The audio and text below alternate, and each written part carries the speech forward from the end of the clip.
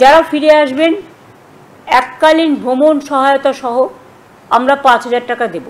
পুনর্বাসন ভাতা মানে আমরা ফিরে আসার পর 12 মাস মানে 1 বছর নতুন কাজের ব্যবস্থা না হওয়া অবধি প্রতি মাসে তাদের 5,000 টাকা করে দেওয়া হবে। ফিরে আসা শ্রমিকদের মধ্যে আমরা দেখব দক্ষতা কার কীভাবে আছে, এবং যদি দক্ষতা থাকে দরকার হলে আমরা তাদের আবার প্রশিক্ষণ দেবো, দিয়ে বিভিন্ন কাজে ইনভলভ করব। হ্যাঁ, 12 মাসের জন্য 1 বছর তাদের আমি যতক্ষণ পর্যন্ত তারা যদি কেউ কাজ পেয়ে যায় সেটা চিন্তাভাবনা করা হবে।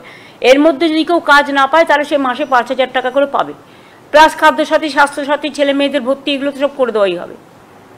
এছাড়াও কর্মশ্রী প্রকল্প আমাদের আছে, এই শ্রমিকদেরও জব কার্ড দেওয়া হবে।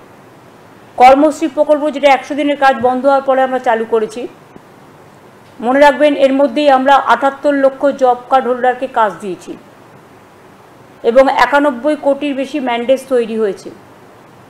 রাজ্য সরকারের নিজের খরচায় 19,000 কোটি টাকা সুযোগ পাওয়ার মানে খরচ হয়েছে। এছাড়াও আমাদের এখানে সেলফ এমপ্লয়মেন্টে নানা রকম অনেক সহজে লোন দেওয়ার ব্যবস্থা আছে।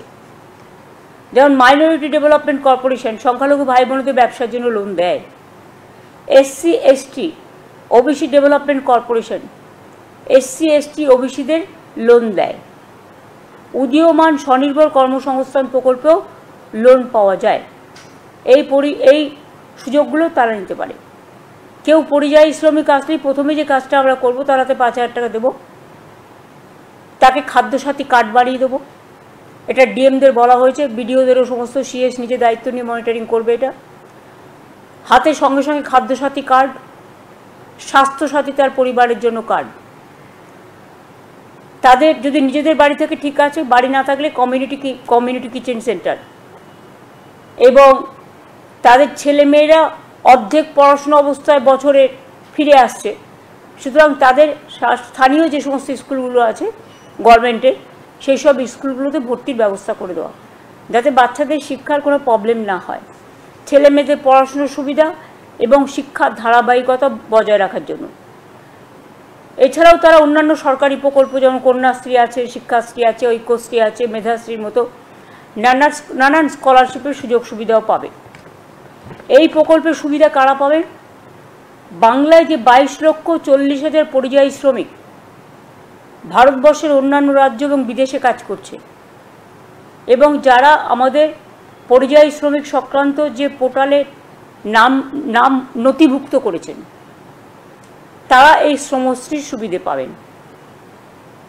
কিন্তু অনেকে আছে যারা হয়তো নাম নথিভুক্ত করেনি, তারা নথিভুক্ত করতে পারে। এটা অনলি বাংলার পরিযায়ী শ্রমিক যারা বাইরে আছে বা অন্যান্য রাজ্য থেকে কর্মসংস্থান হারিয়ে ফিরে আসছেন, তাদের জন্য, তাদের নিজে পায়ে দাঁড়ানোর জন্য। এটা অন্যান্যরা যারা আছে তারা কিন্তু নয়, কারণ তারা তো কাজ করছে অলরেডি। এবং labour department total nodal department হিসেবে কাজ করবে এবং সর্বোপরি এটা CS নিজে মনিটরিং করবে।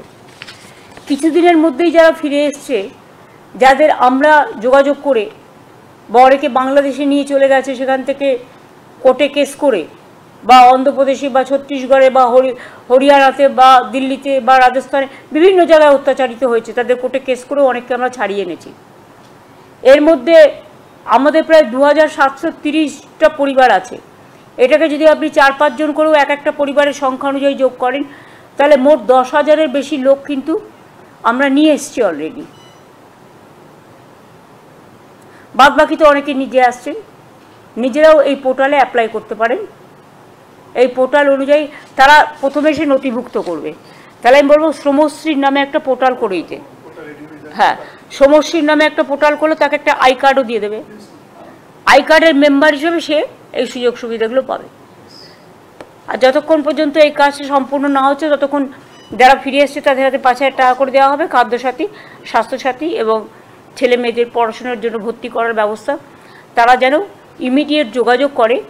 আমাদের পরিযায়ী শ্রমিক ওয়েলফেয়ার বোর্ডও আছে, সেখানেও অ্যাপ্লাই করতে পারে। তারা